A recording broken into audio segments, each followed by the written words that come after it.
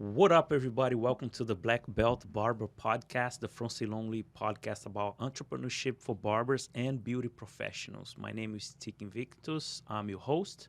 Follow me on Instagram, Tic Invictus, and I have here my co-host, my beautiful wife.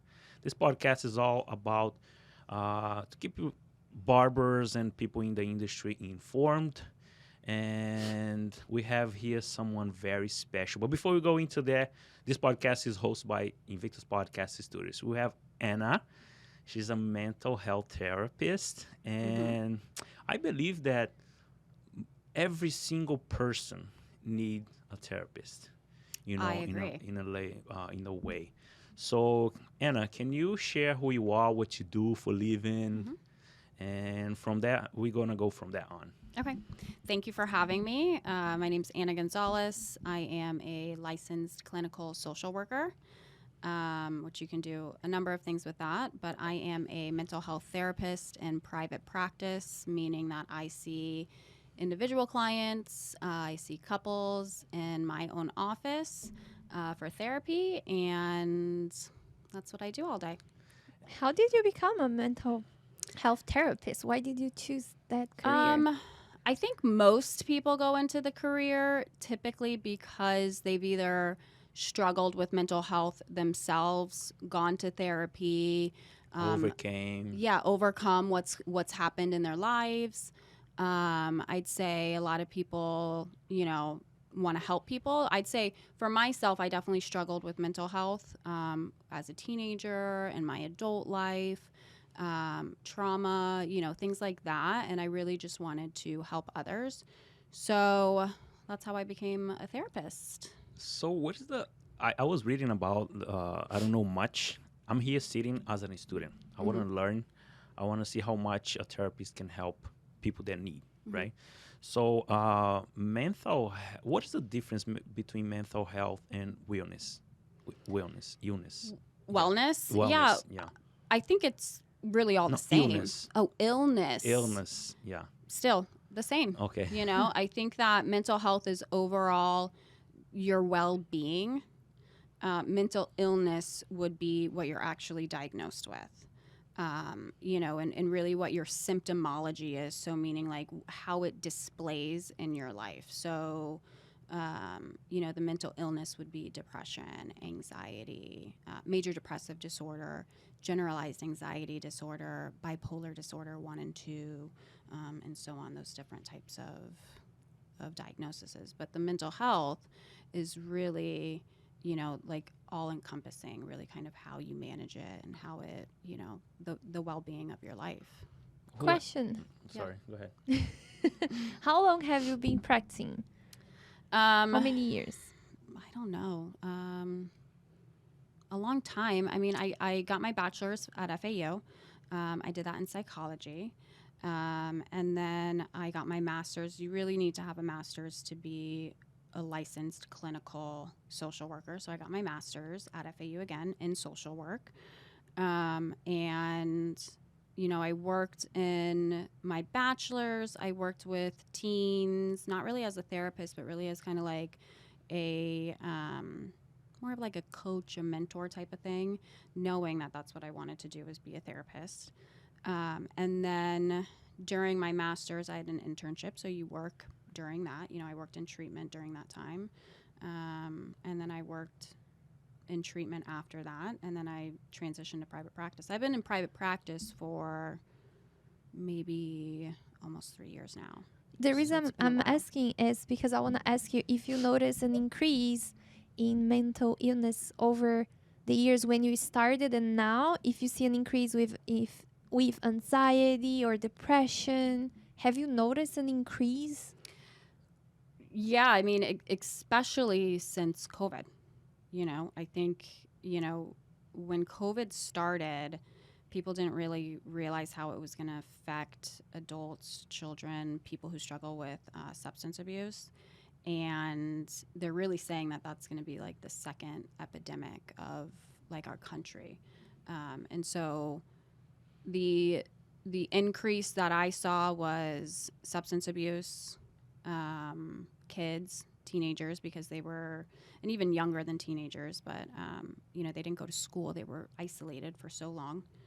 And then there was a huge uptick in overdoses and substance use because Whoa. people were stuck in their home just using and no one was going to treatment. So, over the years, there's been a huge, especially since COVID. Okay, with your experience, the youth Hmm. nowadays, you kind of smile. The youth nowadays, I teach a lot of barbers and young kids, Yeah. like youth.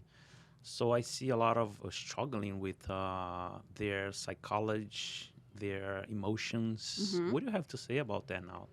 Well, most kids don't know how to regulate their emotions because they're not taught. So, because parents either don't know how to regulate their emotions themselves and they don't have good mental health because they weren't taught how to do it by their parents.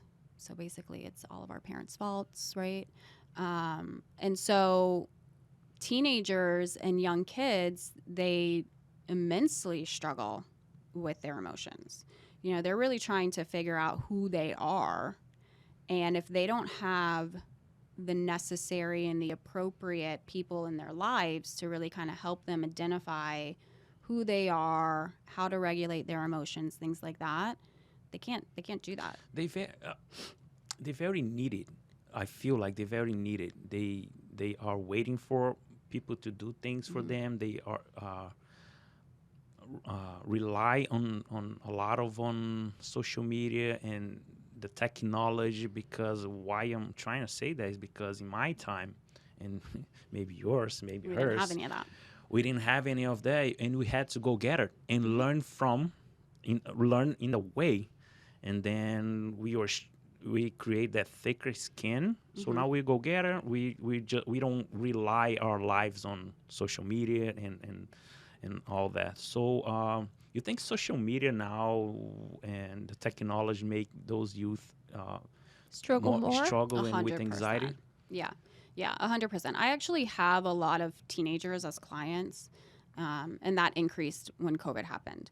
But I think that, one of the main things that I'll ask kids is one, how much time are you spending a week on, not a week, a day, because a Mhm. week would be way too many hours. Yeah. But how many hours a day are you spending on Instagram, TikTok, Snapchat, Facebook? Um, and they always kind of fib and say that it's less. And then I know to add like 2 hours to that.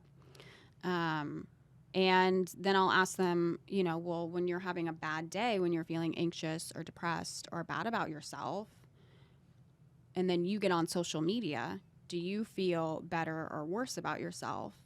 And it's almost always, I feel worse about myself. There's all of these, unrealistic portrayals of what life should look like. Really, that's all that's on social media.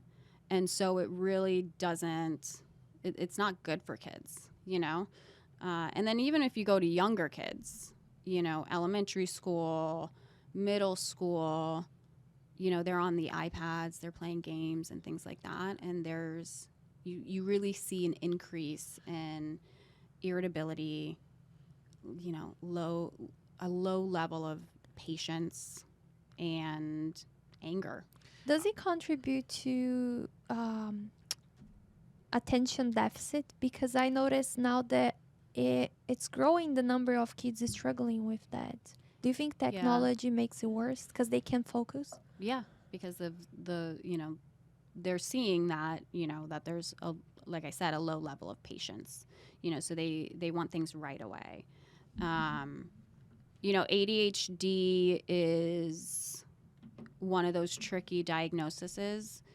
A lot of people are misdiagnosed with it, and a lot of people are put on medication right away. I always recommend if a kid or a teenager is being diagnosed with that you kind of slow down, make some changes at home, go to therapy first before you're put on medication, because those medications can be pretty intense and then make it really difficult to get off of them and kind of live life without like an Adderall or a Yes. Vyvanse or a Ritalin. Do you think you said a lot of kids are misdiagnosed as ADHD, is a fast diagnose before actually testing other things, right? And then do you think with some, as you said, change at home and some exercises Mm-hmm. to teach this kid how to focus and have attention, because the technology is making them not focus at all. Mm-hmm. You see, they want instant gratification. They're Yeah. scrolling screens.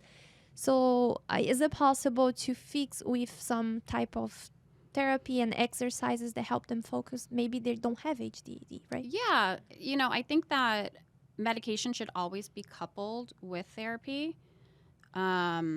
And I think anything is possible without medication. If I you're believe that too. yeah, if you really work at it, right? You have to be very disciplined, committed, things like that. Not everything, psychosis and those higher psych type of diagnoses, they need medication. But I definitely think that that's, it should start with making some changes at home, skills, coping skills, Training the brain to self-soothing. focus more. Yeah. I have ADHD. You do? Yeah, I was diagnosed from my mother-in-law. I was 29. So Imagine you got a late yeah. very late, Yeah. very late. And now I take like a natural thing that called Elevate. Mm-hmm. It's a natural from plants and stuff. I never I never took medicines. Yeah. So imagine a kid, no diagnosis since you're like a kid, young, until you're like an adult. How is hard Struggled. to change and struggle. Yeah. I still struggle, but after that, I was teaching myself, after self-awareness, I started teaching myself, how can I get better? How can I improve? How can I change this quadro, me fala? How can I change this situation since all my life I've been through that? So since then, I started seeing what can I do? Exercising, reading more, because reading kept me focused. It was very hard at the beginning. Oh my gosh, I couldn't Actually, read. Tico he wasn't formally diagnosed. So my mom is specialized in kids with learning disorders. And Yeah, which ADHD often shows as a One of learning the- disability. but of the it's elements. not, right? Yeah. Because it doesn't affect their intelligence. But Right. then he But also has, it can display that way. yes. Yeah. Because in school he would fail so bad. Mhm. So bad.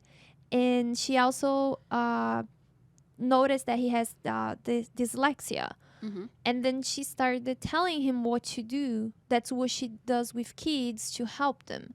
So she gave him some tips: how to read, how to write, how to do things, how to focus better. And it worked. He improved 80%. But he still struggles a lot. Yeah, Yeah. my mind just fly away. Yeah. I'm talking to you here, something comes, Yoo-hoo. It's so hard because Yeah. I don't You know. have. And sometimes he drives me crazy at home. Yeah. I would say my husband probably has undiagnosed ADHD. They drive us crazy, Yeah. right? And I'm type A. So, yeah. What is that? Type A, type B? I love I thrive off of a to-do list. I'm Me on too. time. No, Me I'm early. I'm always early. If I'm on time, I'm late. Everything has a place in my house. I like to have things clean and orderly. And not that people who have ADHD are messy, but They have a hard time. yeah, you organizing. can put something down, walk away, and forget it. And forget it. Yeah. What is this we forget? We are fighting Explain last night about because this. of that. Yeah. Because Tico always say, "Oh, I forgot." Tico, I forgot. He's always forgetting things. Oh, Why? always, yeah. ADHD or has it's this a issue. miscommunication. Not everything is a miscommunication. Why do they forget things so easily? All of them have And what is this the best way to behavior. fix it? That Yeah. forgetting Oh, stuff, I don't writing know. down, and Well, I think that's like that's one of the things that people say is like when they come into therapy, they're like, fix me. And it's like, no. you can't fix it. You have exercise. You Yeah. can do that. Improve. Yeah. You can do that. With kids, I will say, with ADHD is in schools, a lot of kids will be high energy because they're kids. And teachers and parents and doctors, psychologists, they really kind of want to fix it, teachers and parents specifically. And so they easily go towards that ADHD diagnosis sometimes. And I think that one of the issues with that is that we're not really looking at, well, this is a kid, right? So they're high energy.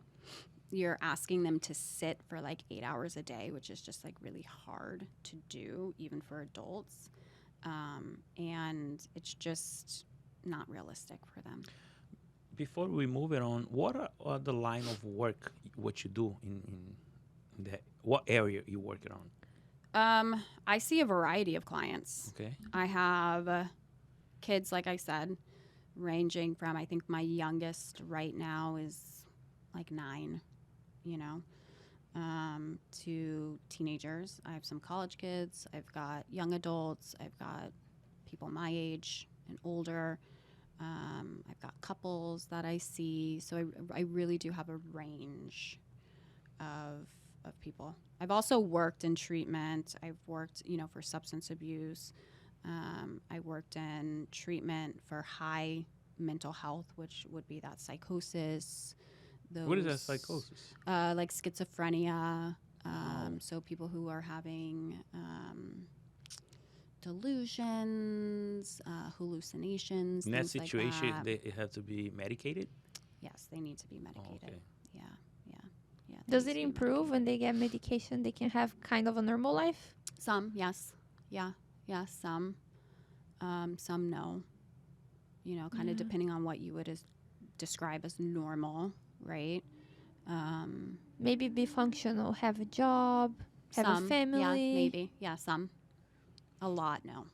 In Yeah. in my journey as a Hmm. barber in my industry, I see a lot of barbers and people in the cosmetology world uh, dealing with addiction. Yeah. So, what do you have to say about that? How you can help someone that don't think they need to be You helped? can't. You can't, right? They have to No, be they have self. to come to it themselves. I think especially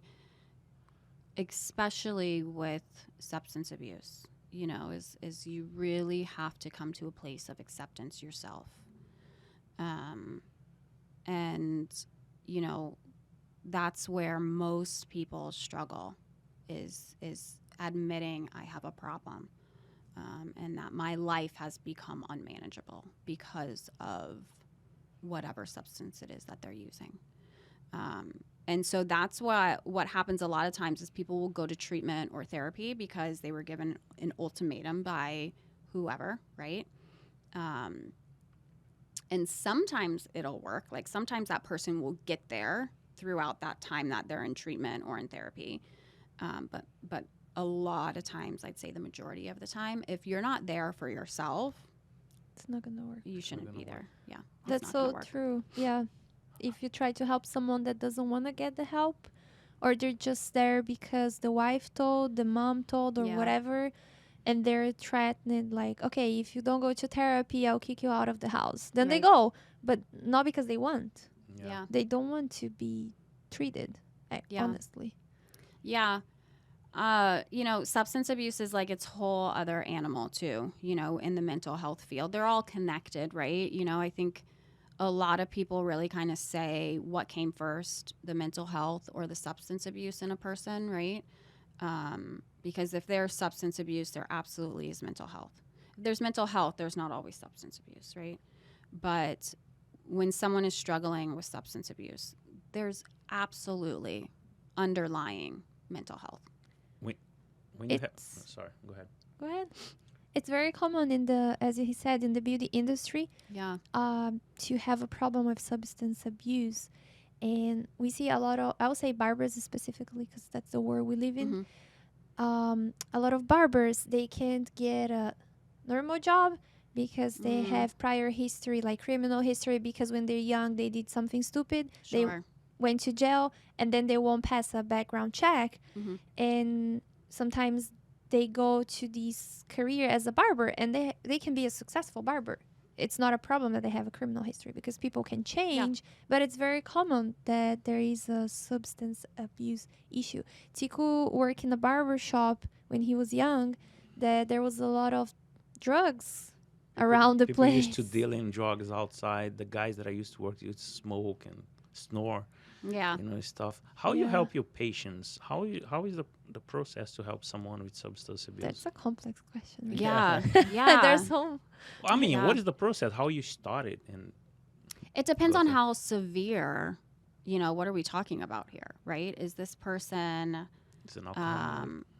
shooting heroin or fentanyl through Wow. IV use? Or are they, um, you know, drinking too much on the weekends, right? And that's variable too, right? That also is not just so black and white, right? Like, well, are you blacking out every single night from alcohol? Are you, like it's all so, just as you said, it's complicated, right? Yes. It's a complex question. So as a therapist in private practice, if I start to see that one of my clients is struggling with substance abuse, we really kind of put not mental health on hold, right? But we put whatever it is we're working on hold, because you really need to treat the substance abuse first. Because, I'm not in recovery, right? I don't know if you guys are, but I'm not in recovery, right? So when I have a cocktail, right, whatever type of drink I'm having, it, you let loose, right? You kind of, I'm stressed, right? I don't feel so stressed after I've had a drink or two, right? And so any type of substance numbs you, right? So you can't really even feel what we're trying to work on anyways, mental health wise, if you're numbing with whatever your substance of choice is, right? Alcohol, weed, makes sense. any type of pill. So in private practice, we assess how severe it is, right? Where are you at? And then we really try and work on that substance abuse first. And again, that it depends on so many different things, right?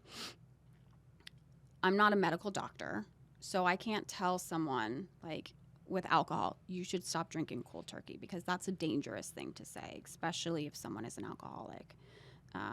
Because someone can die. You can die. If you're an alcoholic, you can die from the withdrawal symptoms if they're Yeah. severe. Oh, no way. Yeah. I didn't know that. Yeah, most people don't. Wow. Yes. Most Know people don't know that. And I didn't know that until I started working in treatment. Alcohol and benzos. So benzos would be a Xanax, a Klonopin. that. Oxycontin? No, that's a Opioid. opiate. Opioid. Oh, okay. Yeah. Opiate withdrawals feel like you're dying, but you're not. Oh, okay. What happens there is someone who's gotten sober off of an opiate, like a fentanyl, a heroin, an oxy, a lot of times they'll relapse shortly after they have, like, gotten sober, and their tolerance is so low from where it used to be, and they'll use the same amount as they used to use, and then they overdose and die, Wow. which is really so sad. I mean, it's always sad, but Wow. but so alcohol and benzos are very dangerous withdrawal Wow. if you do it yourself. You really should do that medically. If you have, depending on the severity of it, you can have seizures and you can die from the seizures. Wow. Yeah, it's very scary. I'm not against marijuana or anything. Yeah. I'm not trying. I'm not either. And whoever In balance, right? in balance, whoever wants to do whatever, but people think marijuana is something very. It doesn't damage their brain. It doesn't prevent them to become a better person, become a better professional. What do you have to say about the marijuana does prevent you to How does it affect being your brain? How does it affect them being productive? Well, it's mind and mood altering, Mm-hmm. right? So, of course, it can affect you. If you are waking up and you're smoking pot all day, you're not at the level that you need to be. You're kind of foggy, or you're, I guess there's all these different strands and they do different things. Yeah. But it is mood and mind altering. And that's why a lot of people smoke it, is because it changes their mood and their mind, their mindset. So, of course it can affect you negatively and stop you from really kind of doing, reaching your best self. I noticed that people that smoke marijuana, for example, Mhm. they it's like they cannot function if they don't smoke because they get irritated. Yeah. They get anxious and it's so hard to be around them when they're not Hi. high. Yeah. And then they become a different person when they're high, they're nice, they're happy, but then when they're not on that drug specifically, they're hard to be around. At least Yeah. my experience was that. And I noticed that they think that marijuana gives them focus, but the people that I know that smoke for a long time, over 10 years, they actually lost focus. Yeah. Really Yeah. bad. Yeah. A lot of people don't go to treatment to get off of marijuana. Some people do, but it's pretty rare. And another thing with marijuana is that, you know, people say that there's no withdrawal symptoms when you come off of it, but there absolutely are. People report headaches, stomach issues, irritability, you know, crankiness, all sorts of things. So there's definitely a physical aspect to smoking marijuana coming off of it. How is the importance of people like get self-awareness of they need help? What is that importance? It's the most important thing, you know, like we talked about before. If you're going to treatment and you're going for, you know, your wife or your kids or, you know, your friends, someone else, your parents, it's not going to work. You have to be, it's the most important factor in any type of treatment. Do you notice that people with HDAD, they are more likely to abuse substances in general? Because That's they're tough. agitated. Yeah. They're- You know, I think that a lot of people, more than just ADHD, I think all mental health, you're more likely to use and have an unhealthy relationship with substances because you're trying, you know, a lot of people want to self-medicate, you know, they numb. And so how do you do that? You know, you're anxious, you smoke a little pot, you feel a little bit more relaxed, you know, and then it happens more and more and more. Or alcohol, right? You have social anxiety and you're out at, you know, with friends at a party, you have a cocktail, you know, it's easier to talk to people. I So, yeah. wish people would look for therapy instead of alcohol and drugs and substances. Yeah. It would be much more productive for them to deal and regulate their emotions and their struggles Mm-hmm.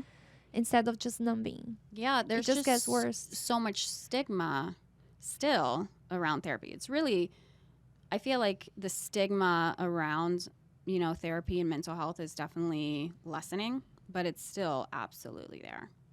Yeah. Yes. I struggled myself. I drink alcohol my whole life. Mhm. And almost 2 years ago, I quit. Mhm. And I kind of had that self-awareness that, whoa, this is not good for me. Yeah. You know, I can't focus. And my excuse was like, I want to relax. I want to drink. It tastes good. I love beer. Mhm. But at the end of the day, I wasn't productive. I wasn't ready to do what I had to do to be done. You know, always like lazy, lack of energy. Yeah. And how much that damage your health. Yeah. You know, so alcohol is very difficult to people because it's so common now. It's so Yeah. natural. Yeah. It's very difficult to people to self how do you say, to get to know they need help, because I was drinking every day, but some people drink every other day. Yeah. Or just the weekend. I couldn't be that person. I was drinking every day. So alcohol, when it comes to alcohol, people think that's normal. And how they can analyze themselves and see, oh, that's not normal, I need help. Yeah, I think that again is very, you know, like a complex question too, because you have to look, everyone's different. You know, you have to look at how it's affecting your life. So some of the things that therapists that we kind of look at to see if you have an unhealthy relationship, if you're abusing a substance, is how is it affecting your life, right? So is it affecting your personal relationships? Is it affecting your job? Is it affecting your mental health? Is it affecting you getting up and getting out of bed every day, right? Like those are things that you would look at to say, okay, this is a problem. This is not healthy. It does affect whoever drinks a night before go to work in the morning, it does affect you, Yeah. right? for Well, sure. yeah, that's that hangover. Yeah, yeah, of course And it it does. affects a lot of other Your things. productivity, next day you can't even focus. Right, because you're never at 100. Never 100. Yep. Yeah, you take yourself off from being 100 when you drink, right? Because you're coming outside of self, right? You're numbing, and then the next morning you're not at 100 And your because body you're went, hungover. yeah, and your body went to so much stress, Yeah. all your organs and stuff. So go into relationships. So, uh, as a barbershop owner, as a barbershop uh, co-worker, we see. I don't know if you can, if we can talk a little bit about that. I bet you know what we're gonna talk in. We have so many co-workers that in our industry that is toxic, negative, or even narcissist. Can we talk a little bit about these personalities that affects everybody in the team, affects the company, and how can we deal with that? Yeah, I've heard a lot that like in that field, not necessarily barbers, but in the field of like, at a salon or things like that. My sister was a hairdresser. She would always say like, there's so much drama, So much. drama, and she would be like, I can't handle it. I got to get out. Right. And,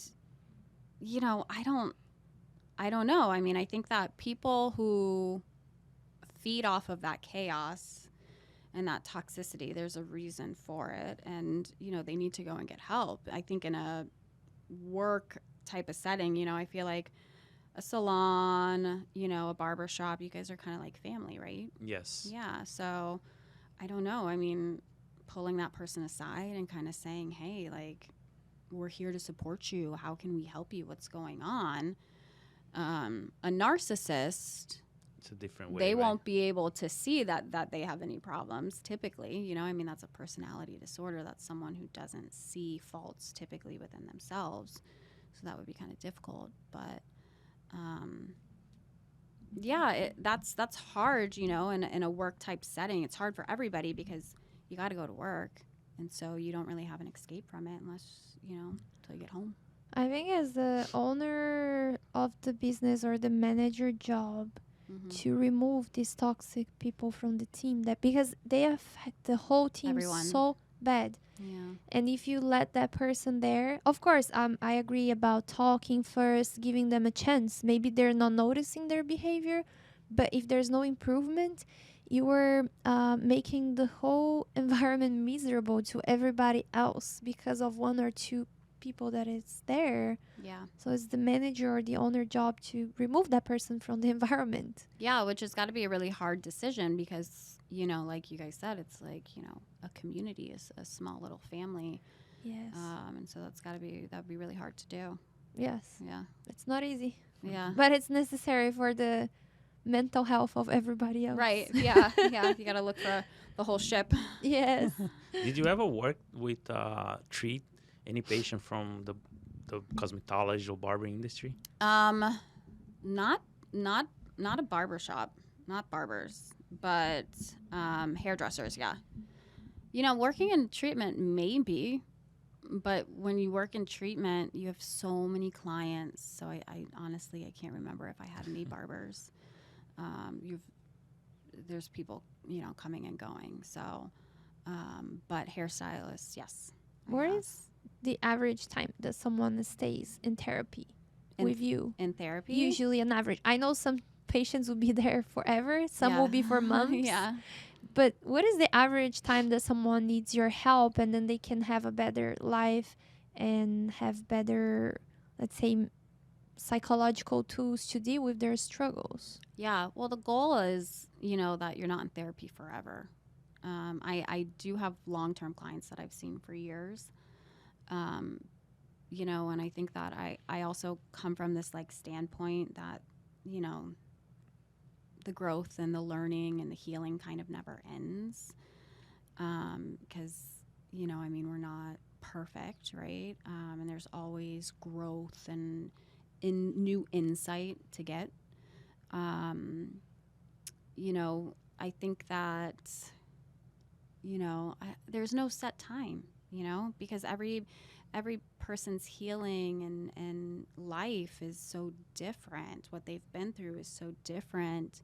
Everybody's speed on healing is so different. And so it really just depends on the person, Yeah. really. I mean, I do my own therapy. I'm very open about it. I'm a big proponent for it. Obviously, I'm a therapist, but I do my own healing, and I've done it for years. I think that it's really that relationship that I have with my therapist is critical in my life.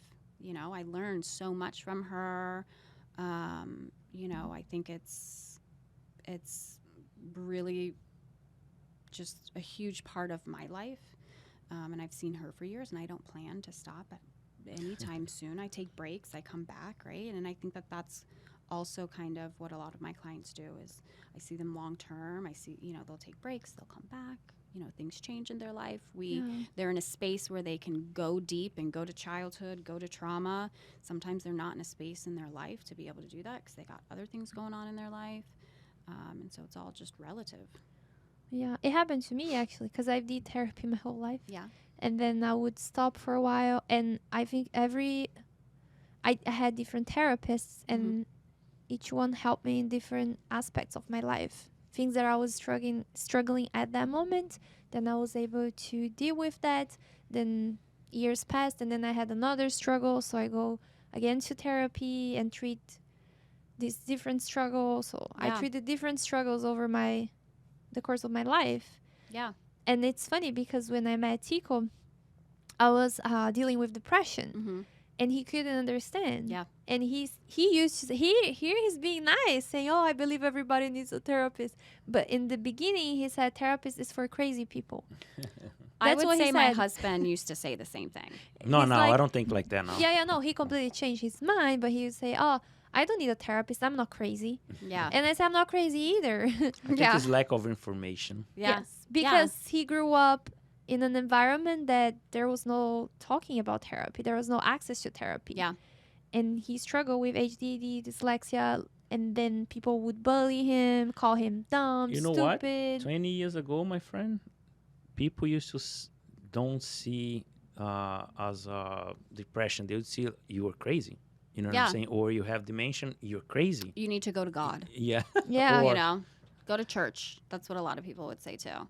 yes. Which helps for a lot of people, but it's it's not the answer. all That's the one of time. my questions. How's the spirituality can help and what Yeah. contributes with?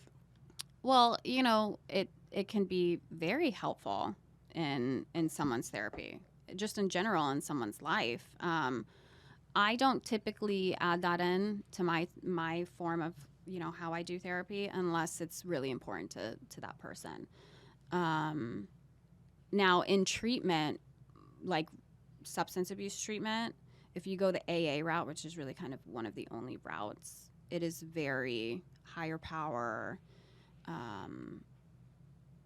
not spiritual, but also just like God. They go to church. There's prayers. There's things like that. And also very much the higher power The based. environment to be at the church and be at that place. There's nobody smoking. There's nobody snoring Yeah, there. not usually. It's more, positive environment. Yeah. So that helps a lot because the people that are surrounded with, it says a lot what you're going to do next, Yeah. Most times church is a very uplifting, positive type of place for people. Yes. Sometimes it's not, but most times. Most of the time, right? Yeah. It helps Yeah. them. Yeah. They feel accepted. They Mhm. feel they're part of a group. Yeah, community. Yeah, absolutely. Yeah. There's helps other them. people that are willing to help, Yeah. too. Do you take in-person sections Mhm. or you do only Zooms? Both. Or both? Yeah, How I is do more both. common now? What is more common now? Well, I work 3 days a week, sometimes 4 days a week. 2 of my days I'm in person. Sometimes in that day, someone will do like a virtual session instead. And then Wednesday, my entire day is virtual. Is more one is more affected more than the other? Effective? Effective? I Depends on the person. For teenagers, I think they need to be in person because they're on the computer enough. And I prefer in-person therapy, just myself. I think that it's more effective. I don't think that like I can't have a good therapeutic relationship with someone virtually. But I think that in person there's just something, more to it. We're able More to to, it. There isn't that like extra layer of being, I don't know. I teach prefer it too, so I believe more in person. You learn more Yeah. because you can go more in depth. You have the warm. Yeah. You see things better. You're right there, right in front of Yep. you. Then, of I course, did both. I did virtual and in-person therapy. What do you prefer? Actually, I like the convenience of That's what doing people say. yeah, online convenience. Yeah. because I That's what can people do anytime, anywhere I am. Yeah. I don't have to drive all the way to the therapist, and then Yeah. I actually like it, but I think it's because since I did therapy my whole life, Exactly. Yeah. There you go. Yeah. and I have self-awareness now that I didn't have before. If it was my first treatment, first time going to therapy, maybe in person will be better. Yeah. Yeah. It depends on where you are. Yeah, in I'd your life. say exactly. Yeah, I'd say that the people who really do well virtually are people who are like used to therapy and are able to like open up just kind of right away. One of the other issues with virtual therapy though is that like, you're not, as a therapist, you aren't able to guarantee confidentiality because that person's in their own home, right? So, I don't know who's listening on the other side of the Yeah. door, or who's in the room who I can't see, or, things like that. So And just you it doesn't cannot guarantee read that. their body language as well, right? Exactly. Yeah. So, It's a Yeah. little challenging for you to read them better. Yeah, and then I don't have people's full attention a lot of times. Some people will give me their full attention, but there's a lot more distractions when you're at home. People Yeah. they've got the TV going, or they're the kids on their lunch or, break, or yeah. their kids, or the doorbell rings, or the dogs bark. That's true. So it doesn't, it can be more difficult sometimes. And it's also just kind of like the way of the world now. What suggestion you give to whoever are now they are ashamed or they're like shy or they are afraid to looking for a therapist or Yeah. they feeling like I don't want to be judged from my family or friends looking for a therapist because I felt that Yeah. that way. So what is a suggestion you give to those people that are listening and are watching now? Well, one, you don't have to tell anybody. It's your own personal journey. You don't need to tell your family or your friends that you're going to therapy. And two, there is no judgment or shame. And the people who are judging you and shaming you for going to therapy, maybe you should recommend them a therapist. Exactly. That's all I was Give about them to my say. number. Yes. They might need therapy. They're the ones that need therapy because if you were a normal person, you wouldn't judge someone that says, "Hey, I'm thinking I about need going help. to a therapist. I'm Yeah. struggling." You should support that person. Yes, go Right. do it. Yeah. Right. Yeah. Yeah. There's like the saying of like, what is it? I go to therapy because people in my life won't go to therapy. Mhm. So Mm. I will say the same. Yeah. I go to therapy to learn to how deal to with deal the people who won't that go to needs therapy. therapy. Yeah. Yeah. Yeah. Yeah. That's funny. Yeah. I know a lot of people that don't they don't even check, they don't even search. They don't looking for a therapist because they don't have the money. They can't afford Yeah. that. Yeah. It can be expensive. Could be expensive, right? Yeah, it can be. It also is, there's plenty of therapists who take insurance. I take Aetna, Cigna, and United. And a number of those three insurances subsidiary companies, right? So other smaller insurance companies that they pay out for, which makes it very affordable for people, right? You could have a $30 copay, $25 copay each session. Are there free resources for mental health in the U.S.? I'm sure. You could always, there's a lot of therapists, myself included, offer sliding scale, which means that we lower our hourly rate for people who can't afford it, right? So we go to a lower number, which is better for them. Most therapists will kind of block off a certain amount of hours a week for people who are sliding scale. Because it's also important for we're in therapy as we're therapists to help people, right? So, we definitely want to help people. Do you fire patients when you see? I have, yes. What made you fire the client? Like, sorry, I can't treat you anymore. Someone who is Aggressive? not aggressive. If someone is aggressive. Absolutely. Yeah, right. Yeah, no, I'm not going to, I won't put myself in any type of danger like that. Yeah.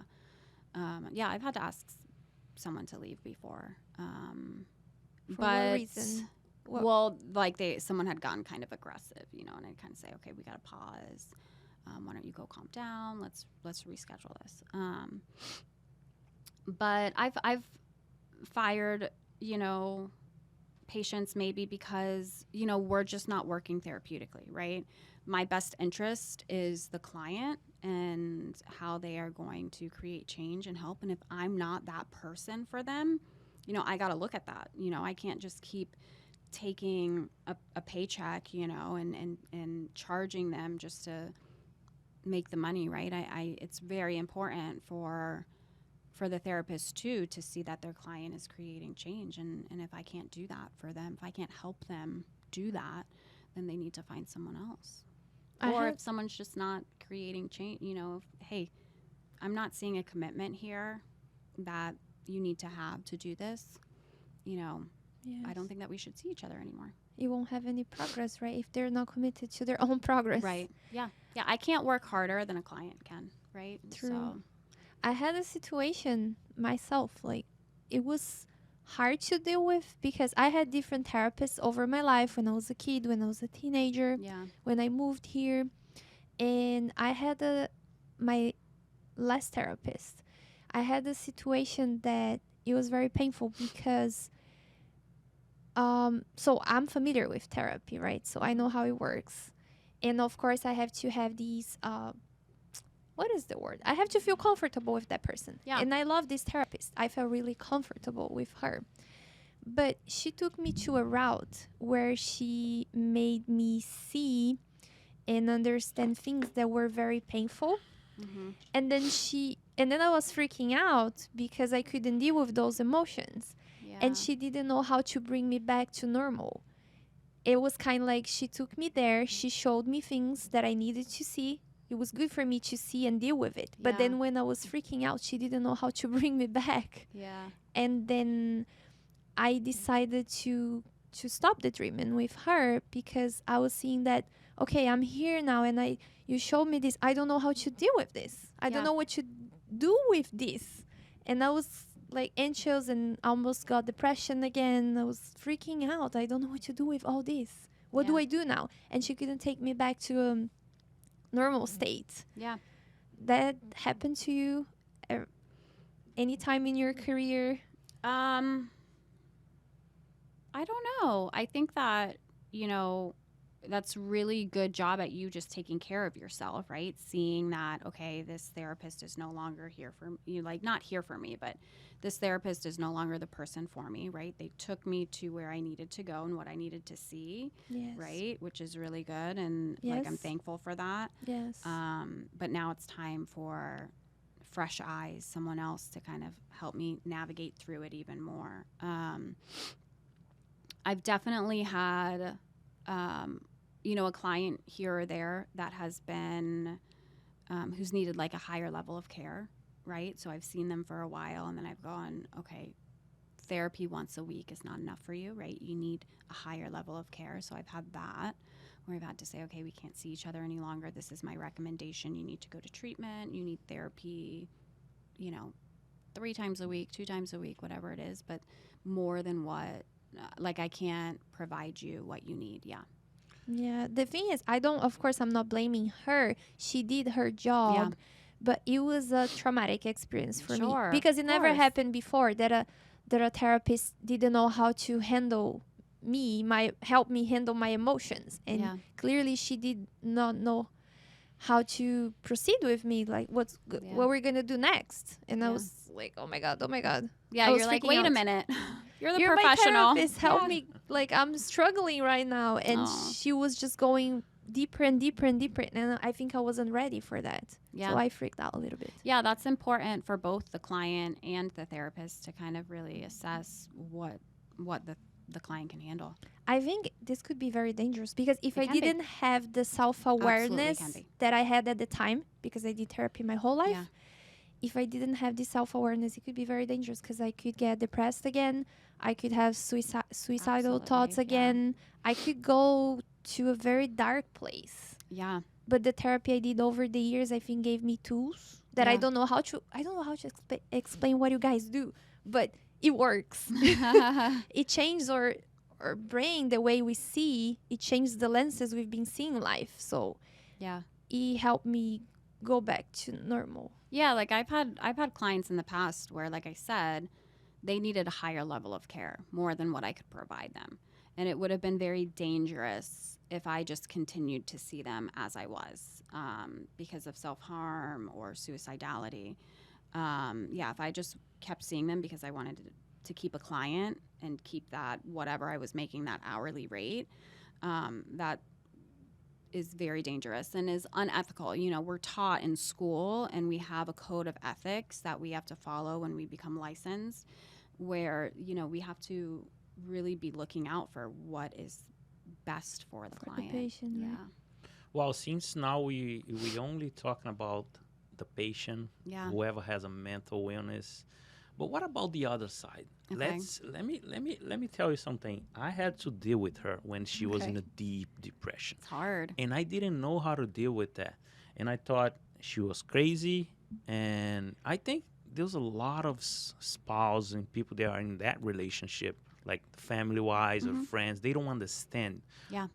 Can you share something? What can they do, To help. you know, to help? How they can search it or react? I don't know. Just one thing I want to say before you answer that, Okay. when Tico learned more about depression, he was so important in my recovery. Yeah. He doesn't have any idea how much he helped me. So he had a client talking to him like, oh, my wife has depression. And this client taught Tico about, help your wife, look for a therapist for her. She needs help. First, I started with Google. I was researching a little bit about it. I wasn't much into read because I have ADHD. Back then, I didn't want to read or anything. And then I started researching, and then my clients, few of them, His support was crucial for my recovery, Yeah. Of course it is. for sure, because then he learned how to deal with me, because I didn't know how to deal with myself. Like I didn't know I how got to her deal with my into emotions. exercise and stuff, right?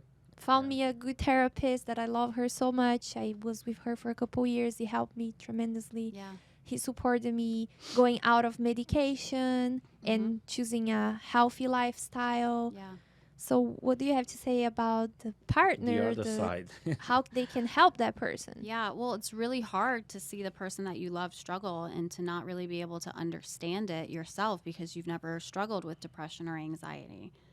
I would say when I first met my husband, he didn't understand it for me. He was like, I don't get it. And I think that just showing empathy and understanding, right? Responding to your partner when they're struggling instead of reacting to your partner, and just supporting them, asking them what they need, because you're not a mind reader, so you don't know what she needs in that moment and how you can help her. And so just asking your partner who's struggling, what can I do to help you? What do you need from me? Do you need me to just listen? Do you need me to help you find a therapist? Do you need accountability to, hey, get up, get out of bed, take a shower today, let's go for a walk, things like that. Always come down to, I think, is a lack of information, because that happened with me. It was very hard to deal with her because I'm a very sociable person. Yeah. She couldn't socialize with my friends, the group of relationship that I had. She always changed moods every second. She was aggressive, and you mean that words, no, physically. Yeah, she spanked me a couple times. No, Oh, just yeah. kidding. No, just kidding. Just kidding. So that was very hard for me. That's why I wanted to know what, yeah, this other side, the spouse, the friend, people that are dealing with Yeah. that, you know. Well, it's really just it's difficult, you know. Do you mind if I put on my jacket? Yeah. Yeah. No problem. Okay, You're thank you. cold? Yeah. That's a good sign. You know why? Why? Because we are dealing with the heat here. We had a little problem, and AC now problems. AC problem, and now we. Now it's fixed. See, you're It's cold. fixed. Yeah. Yeah, I'm cold. It's good. It means we worked on it. It's working now. What question do you have more, babe?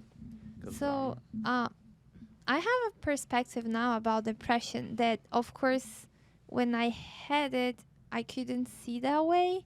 And I think if anyone told me that at the time that I was struggling with depression, I'll get really mad. But Yeah. now that I'm out of it, I can say that depression, you're so inside of you Yeah. that it's a little bit selfish because I couldn't see how much Tico was suffering too. I could only see myself, my own struggles, my own pain, and I couldn't see the surrounding that people were suffering too. I would say it's Mhm. selfish in the sense that you're so into you in your pain that you can't see anything else. Yeah. And then it's hard because he was suffering even though I couldn't see. And I Mhm. would say, oh, you don't understand me. You don't listen to me. You can see how much it's hard for me. But I couldn't see how hard it was for him to deal with Yeah. me. Yeah. And not knowing what to do. Like, what is wrong with this girl? Yeah. Well, and that's like I had said, you know, it's really hard to see your partner struggle, you know, even if you do understand what it's like, you know, even if you do know what it's like to feel depressed or anxious or things like that, it's really difficult. And it's hard to live with a depressed person. Yes. That's what I was Yeah. about to say. Is let's say me and her were normal, right? Yeah. Normal. What do you mean normal? Normal being doesn't have any of those problems, emotion problems, thinking Okay, there is the word behaviors. normal. I don't know how to say. What can I say instead of being normal? Having the There's- disorder. Someone who doesn't struggle, we'll say that. Yeah. Someone who doesn't put some struggle. more words to it. Let's Better say, words. Let's Yeah. say we don't struggle with that, right? Okay. Because I would say it's normal for people to struggle. Yeah. Yes. Yeah. You struggle with HDD. Yeah, That I would do. be more the norm than not. Everybody Yes. struggles Yeah. with something. And how can I have empathy since we are normal? And I don't have empathy because this is the world we live in now. People doesn't have the majority of people, even if we are normal. How can you have empathy and compassion with someone that is attacking you? Because attacking you all the time with words, maybe because she used to like. There is being a side bad. of depression that I notice some people just are closing themselves. They don't talk. They don't respond. But some people get angry. Angry. Yeah. Yeah. There's this side of depression. So I would have both. Times where I was angry at everything and I didn't know how to deal with my anger. Then I would be like saying things that I shouldn't to him because I was Yeah. angry and I didn't know what to do with that. And there was the side where I was like closing myself. I didn't talk. I couldn't interact with people. She could never respond me my questions. Why are Yeah. you there? Let's go out. Let's meet friends. And she couldn't even I didn't know. express. Why? Yeah. So Yeah. why is that? Well, you know, anger is definitely a symptom. Irritability and anger is a symptom of depression that a lot of people don't even know, you know. And it's just, you know, having empathy for someone like that, you just got to look at, again, like the struggle that they're going through, you know, and what's going on with you. How can I help you? You know, I can tell that you're in pain, you know. Anger is one of those things, though, that they say in the mental health field is like a secondary emotion, meaning that there's more difficult emotions underneath it that we just don't know we don't know how to express. And so anger comes out because anger can make us feel powerful. It can make us feel heard. It's like an easier emotion to express for a lot of people. And so even though you were feeling angry, you could have been feeling lonely or, you know, hurt or so Yes. many other things underneath it, not good enough, but anger is what came out.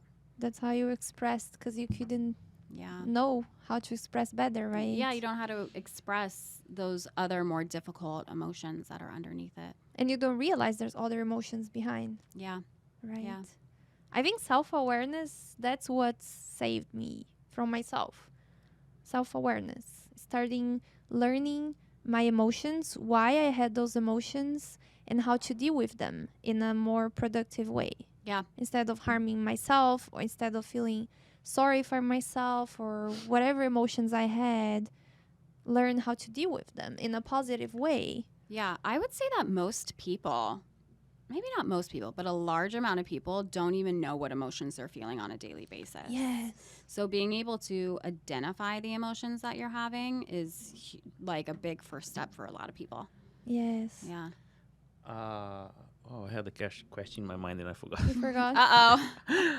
You forgot again. Oh, yeah. ADHD. You Yeah. see? Again. He's always like, I forgot. That's the word Keep talking, I'll keep forgetting. Sorry. You forgot again? Again, shit. I forgot. Okay. So that's the second one. If there's, I think when we are teenagers, right? Yeah. If we don't struggle with that, we feel like a normal. Yeah. But we have the uncertain, and we kind of behave aggressively. You don't know things. Sometimes the parents, like I have my families, they don't. Sometimes I talk to them. My brothers, they have teenagers at home. Yeah. So those teenagers now they're reacting, they being like, their behavior, it's not good. So I always tell them, look, we all been through that, you know. Yeah. I was a teenager and I was uncertain one day. I act like that once. Yeah. So what do you have to say for those parents that Well, it's important to remember through that, a teenage brain is not fully developed yet, so they can't really make the best choices they're for still themselves. searching? Yeah, I mean, that's why like car insurance for teenagers is so high, is because they literally can't make the best choices for themselves because their brain's not fully developed yet. For a parent though, when I talk to my parents, so not my actual parents, but like my clients, my teenage clients' parents, I really try to empower them to, remember that they are parents and that they are the adult and that they don't need to be friend, they need to be parent. And that's Right. really hard for parents to do for some reason because, it doesn't feel good when your kid gets mad at you and doesn't, says mean things to you. It feels like rejection and takes us back to, our wounds as children or as adults that we haven't dealt with. And, it can trigger us as parents. That is like ultimately when you have children, that's when you start to go, oh my gosh, like I have issues that I haven't worked on from my childhood. And that's when it really comes out, is when you have kids. But parents need to remember that, they're the parent. They can say no. Yes. Yeah. Do you notice They that when need to you're say no. treating kids and teenagers, and then when you meet the parents, you realize like, okay, that's why the kid is like that. That's Yeah. why the kid is struggling. Look at the parents. Yeah.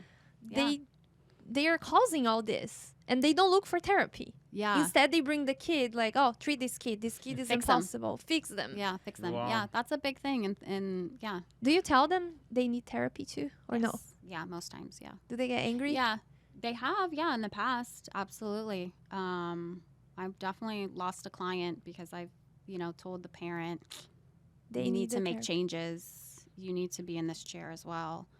Ooh. Because that's a hard pill to swallow. Yes. It's easier to blame somebody else for your faults, right? Instead of Yeah. realizing, okay, it's my fault. Yeah. I've been doing this to my kid. That's Yeah. why my kid is behaving that way. I have to change my behavior. Yeah. I really try to incorporate parents, not every session, but a lot, because it's important. They have to make changes too with how they speak to the child, how they interact, how they help the child, I mean, it's And what they have to pay attention their to environment. Yeah. What they need to be paying attention to. Absolutely. Yeah. You think it's fixable? Let's talk about depression. Yeah. You think it's fixable? I think it's fixable because she never had a depression again Mhm. since when, babe? So I consider myself 100% like Yeah. healed from depression since 2015. So Wow. 7 years. Yeah. I quit medication. Then the therapist that helped me at the time, I kept doing therapy even after I was feeling completely healed. Yeah. But then I stopped seeing her. As you said, sometimes we take breaks. Yeah. Then I never had depression again because now I know the difference between depression and being sad. It's completely Yeah. different. Yeah. I know the symptoms. And I don't know how to explain this, but I learned tools through therapy that I don't know how to explain how they work, but they work because if I see them, if I see myself going back to the behaviors and thinking and thoughts that feed depression, somehow, some way, I go away from it and I go back to normal. I don't know how to explain that. I don't know what the therapist did with my brain, but it changed the ways I wire my brain. So I don't Yeah. go back to that place anymore. Yeah, And then- you've said throughout, throughout this that you have self-awareness. But I don't know how to explain. Like, what do you do, Ligia? I don't know. It's something so unconscious, so deep in me now that I don't go back to that place. Which is fantastic. I don't let myself go that route again to those thoughts and feelings. I don't let myself go there. Believe Yeah. that if something happened, some bad experience happened, someone die or divorce, can Trigger can trigger depression Mhm. again. too? Usually, people that struggle with depression, they have these up and downs in life. That if something really bad happens Yeah, again, they can experience it they can again. experience depression Yeah. again. I had bad things happening after I considered myself healed from depression, but somehow I learned how to regulate those emotions better. Which I think just really speaks about the growth that you've in the work that you've done in therapy over the years. I mean, that's not the therapist. I mean, the therapist helped Help me, guide yeah. you and helped get you there, but you Yeah. really did that work. They taught me the Um, way, and I'm just following whatever they Yeah. taught me how to do. To Yeah. become a business owner too, she got so occupied, but I don't think she has Time for depression. time for depression. But then I struggle with a little bit of Yeah, anxiety, anxiety, yeah. because then the work was a crazy amount of work and responsibilities that I Yeah. didn't have before. Then I look for another therapist to help me with that. Managing it. Yeah. Managing all those things. It was a lot. Yeah.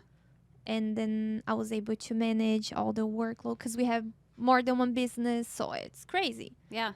Then I learned how to deal with that.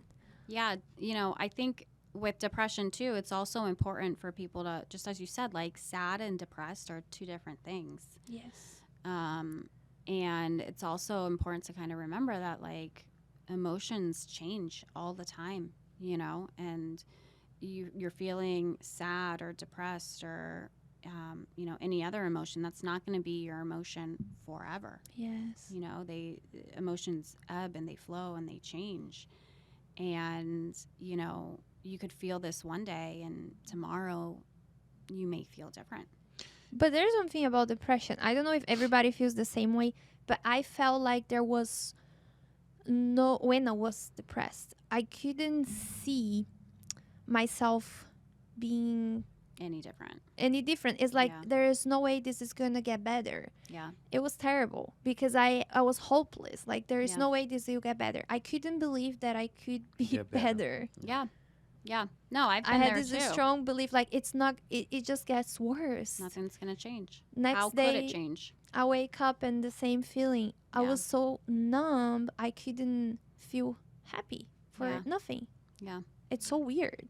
Yeah. A lot of people report that, they feel hopeless and then they feel helpless. Yeah. Yeah. I felt like there is no way I'll overcome this. Yeah. But I say that depression was a blessing for me. Even though it was the hardest time of my life, and I don't want everybody to go through that. I don't recommend anybody going through depression, but it was a blessing because I had to learn so much about myself Yeah. and fix things emotionally, let's say, and deal with things, and it made me grow as a person, and I'm more empathic. Yeah. So it made me a better person, I can say, Yeah. for sure. Yeah, I think that, my struggles in the past too with like anxiety and depression definitely have helped me not only be a better therapist, but just a better person in general. For myself and for people around me. I think it helps me, have more empathy, like you said, and just kind of Yes. understand that everyone's going through something. The treatment that I gave to her, I think, was very effective. Yeah. I used to tie her on the bed Okay. and give food once a day and water once a day. Yeah. Just kidding, just joking. But Yeah. Do I need to make a CPS call? No, but in the beginning it was hard because he couldn't understand, Yeah. and then he would react, I was as just you said, throw the instead food of under the bed. Yeah. Ah. Don't bite me. instead You of know? understanding, he was just reacting, Yeah. reacting, and it made it worse. But then when he started supporting me, that was when things changed completely. It's hard to understand when you've never been through that situation.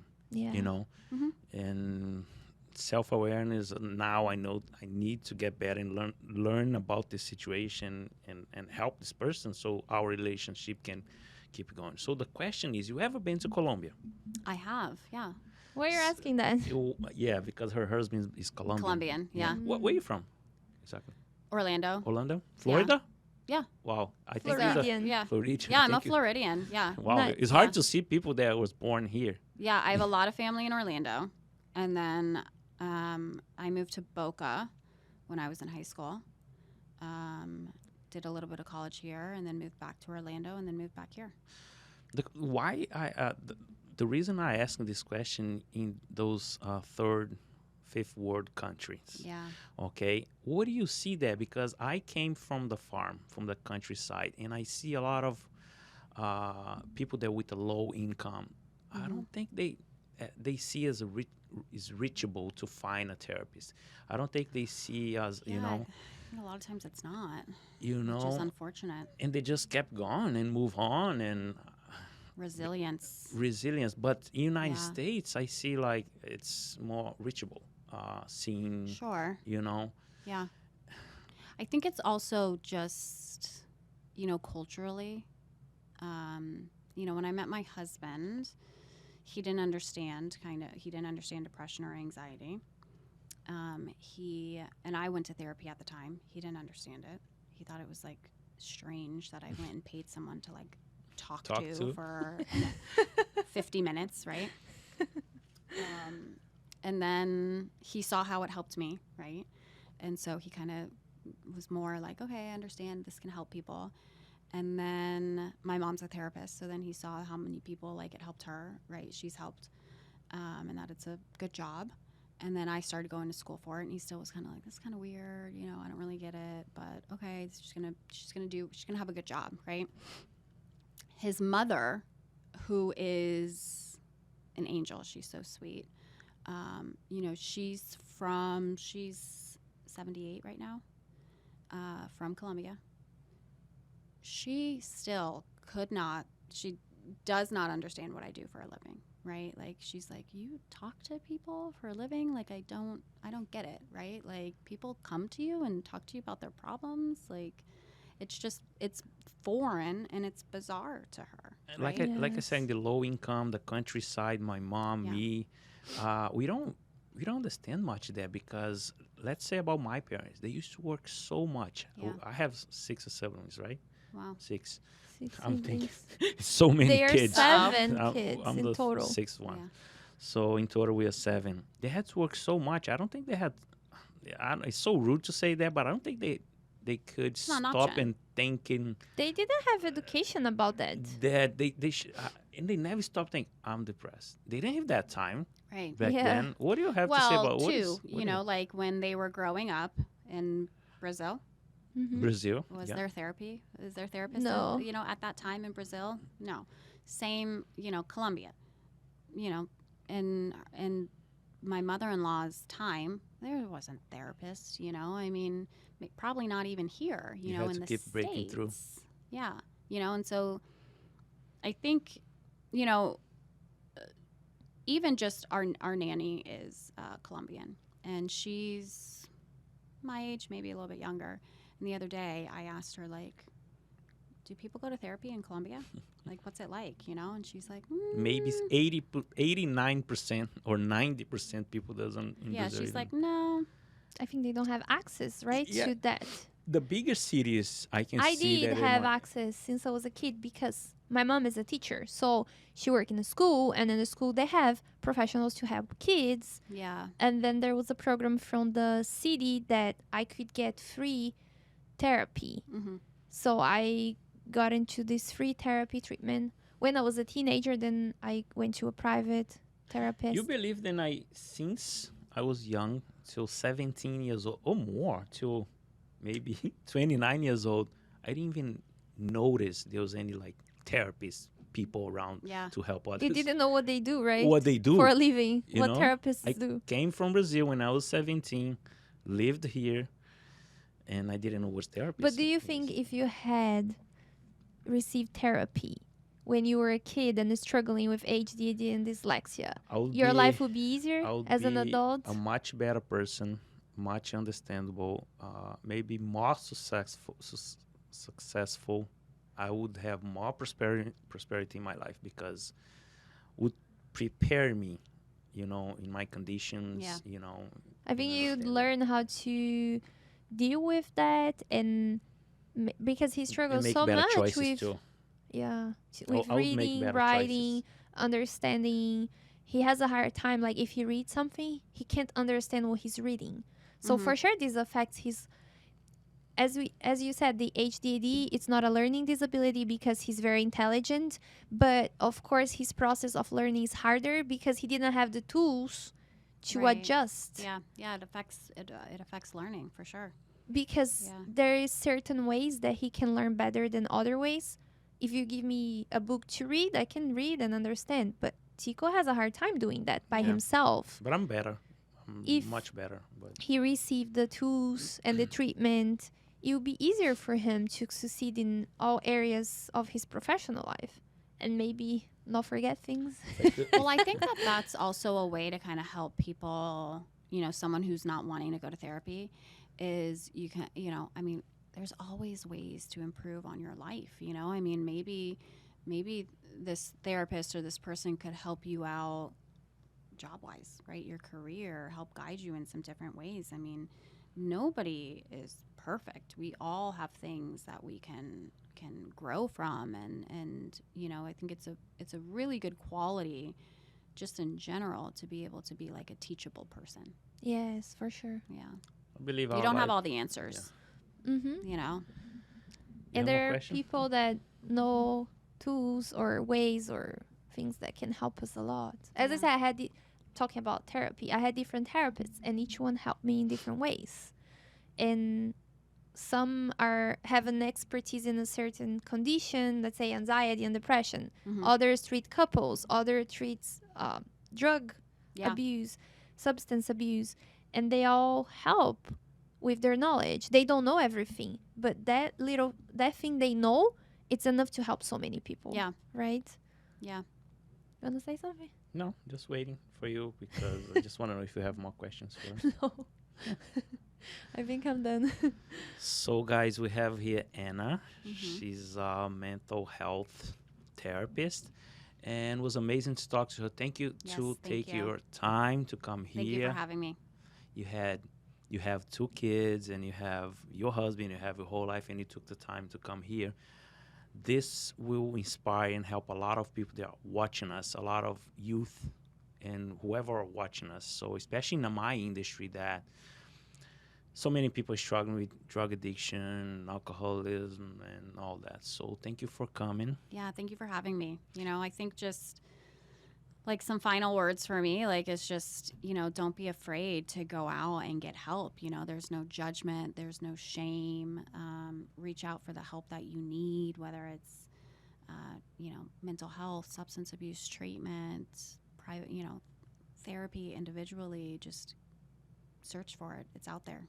It's out there. Yeah. And sometimes Yeah. it's for free on social media, on YouTube, and sometimes you need to find a professional. Yeah. Yeah. There's lots of outlets for it. So it's there for you.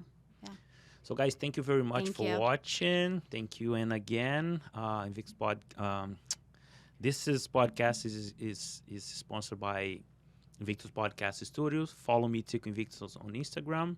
This podcast is all about keep people informed, especially in our industry. Thank you very much for watching. And I would like to thank every single guest that were here and every single person that are watching all our episodes. Thank you very much.